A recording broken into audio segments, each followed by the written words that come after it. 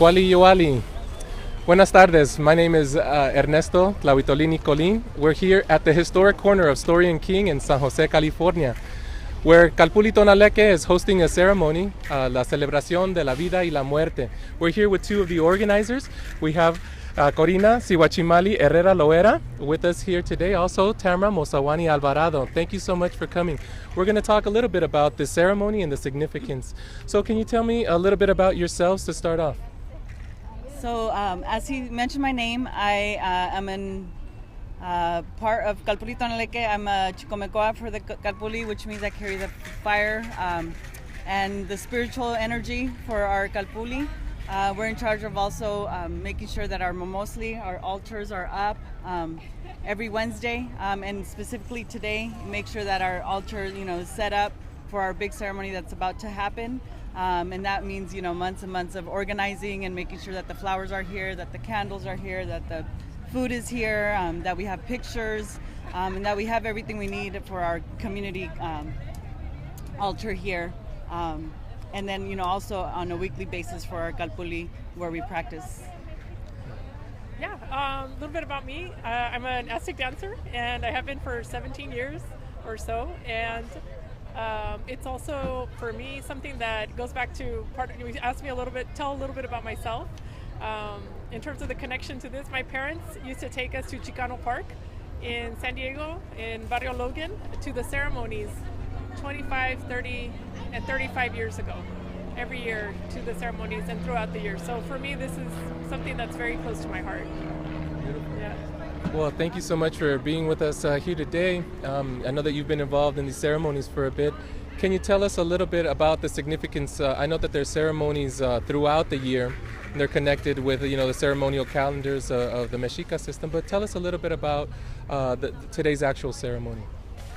So today we celebrate our past loved ones who have passed on, so we honor their lives, and as we know, Dia de los Muertos, making sure we provide that space and time to not only be here, dance, and honor them in this way with our altar, but also spend some time with our families, our friends, our children, to talk about our loved ones and what they've left, the memories they've left, how we honor them today, how we walk in life, honoring what they left us and all the teachings that we've learned from them, making sure that we remember them.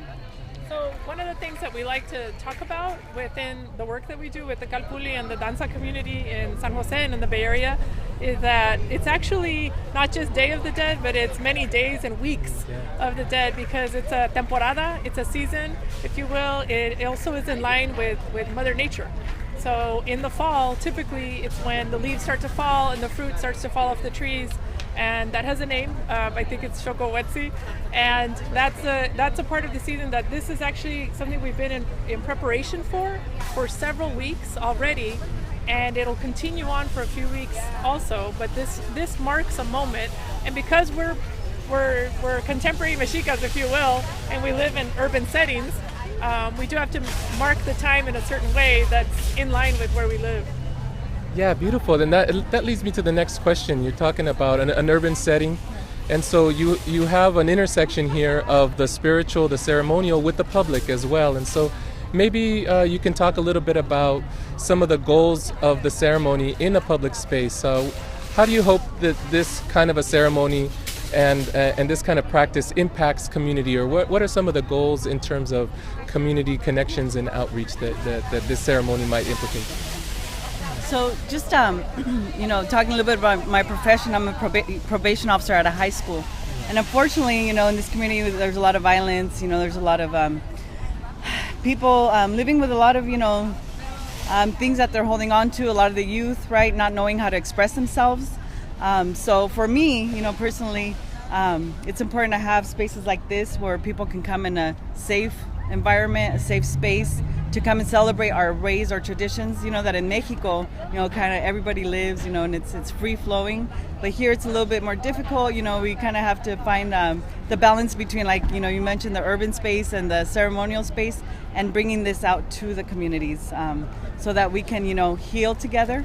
And, also just doing the importance of, unfortunately, not all of the youth are going to come here, right? But for me, also taking this out to, the work that I work at, Unfortunately, we had a loss of one of our students recently, so we were able to take this ceremony, and go and honor his life there at the school.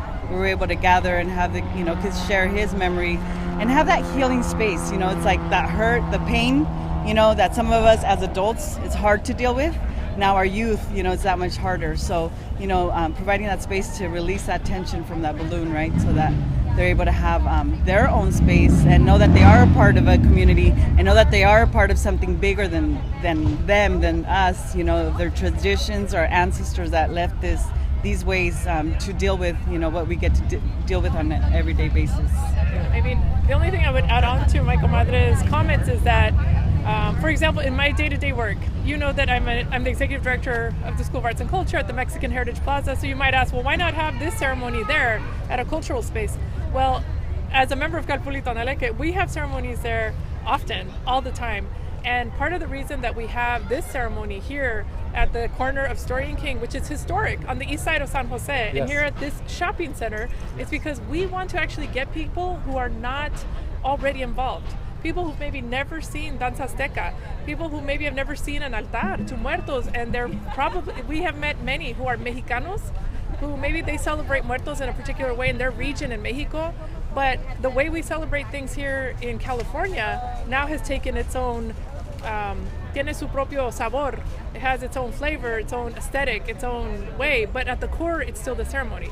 So for the Calpulli, it's important to have ceremony in cultural spaces, in parks, in places like the Mexican Heritage Plaza, and places like this, because this is where people who will normally never come to a ceremony by accident, they come here, and we have many members in our Calpulli who are now members of our group because they saw us here. Well, I'm certain that there's deep impact. This is the 12th annual ceremony the Calpulli Tonaleke hosts here in San Jose, in this area.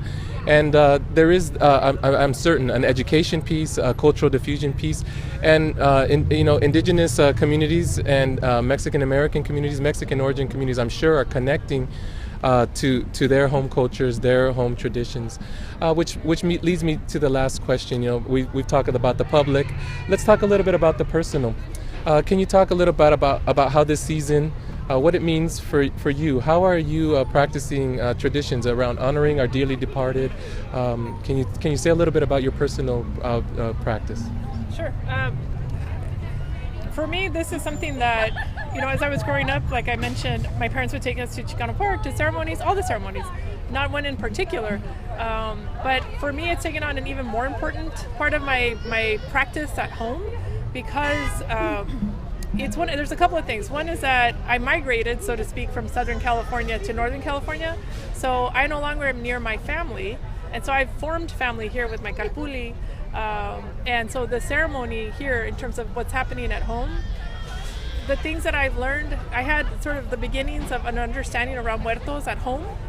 And then I've come here to San Jose, where our culture is vibrant, and traditions like Dia de los Muertos are very important, have been for many years and decades. So at home, we establish an altar. All of my kids participate, making the papel picado, getting the candies for the abuelo who liked chocolates, putting the cafecito out for the abuela who liked her coffee really hot. And we've established that every year we set up an altar in our home. So while we do establish and set up momoslis and altares that are very public, just like this one, we also have altares in our home that are private and that are ours and that are very special to us, because they're so personal. Yeah. And along with that, with altares at home, and sharing that space too with comadres, compadres, and adding our piece to each other's. I also would add, for me, my mom was born and raised in Zacatecas. My dad born in Zacatecas as well, migrated to Mexicali. Anyways, they grew up in a time where it's like, you're not in touch with your indigenous. Don't talk about that's them, it's us, So anyways, for me, it was like living two cultures, and really now, bridging that gap for my parents as well and bringing them in. So I always invite my mom. I'm lucky to have her a half hour away. So she's able to come. And I know the things she enjoys, she enjoys conviviendo and eating food and talking. So we have a piece at the end, where we do that. So my mom is able to watch us dance, and also convivir with the community here, and also be in touch with those roots and be okay with that, and say, you know what, it's okay. This is me as well, and honor my grandparents in the process too. So it's like everything kind of comes together in a beautiful way. Where before, I could see her pushing, and now it's like she's more coming together. My daughter, so bridging those gaps between the understandings and also between the generations. With my 7-year-old daughter and then my mom. I think I would only add to that, because it comes up for me that in Mexico we have a lot of cultural groups, not just Danza Azteca but other types, that don't actually get to do this without a lot of trouble, and they have significant battles to actually get access to public space that was actually built for the use of the public, and they have a challenge in being able to do that. And so when they see us, they've told us, when we see you doing what you do out there and pushing, it gives us the energy to continue to push in Mexico. So I'm really happy when I hear from our brothers and sisters in Mexico who are inspired by our work, when we are so inspired by their work, and that our parents who migrated from Mexico here, who were told in Mexico that de ser nativo no es bueno, de tener raíces indígenas no es bueno, y llegan aquí y sus hijos y hijas dicen, yes, it is good. It's positive to know your roots, your indigenous Mexican roots. So I love that re-sowing of the seeds and of our culture. And it's kind of what Cuauhtémoc left for us, right? One day it'll come back, so it's that happening, that prophecy happening. But El mandato, El mandato. Beautiful. Well, thank you so much, both of you, for sharing your experience, your perspective, your story. We have a beautiful ceremony here, a collaborative space, a space for the public, for education, intergenerational, transnational, and we're gonna be here this evening.